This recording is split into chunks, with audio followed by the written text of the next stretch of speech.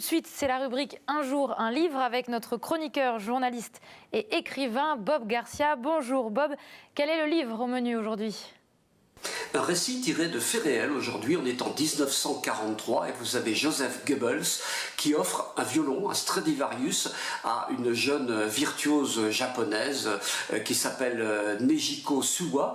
Et il lui offre ce violon. Pourquoi ? Parce qu'il veut sceller en quelque sorte ou célébrer la rencontre ou l'entente, l'axe Berlin-Tokyo, puisque c'était le cas à cette époque-là.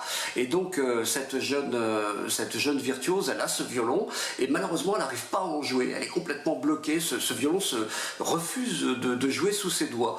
Et elle apprend un petit peu plus tard qu'en fait le violon il a appartenu à un musicien, un violoniste juif qui a été assassiné par le Troisième Reich, qui s'appelait Lazar Braun, et toute sa vie elle va être hantée par cette histoire, par ce récit.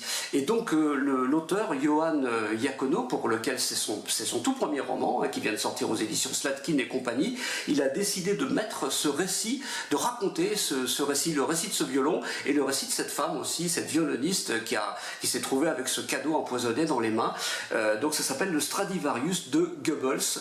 Et il a mené, Johann Iacono, une véritable enquête qui l'a emmené de Paris au Japon, aux USA, etc. Il a même eu le journal intime de la vraie violoniste et il en a créé ce récit à travers un personnage de fiction évidemment qui est chargé par le gouvernement français de retrouver ce violon.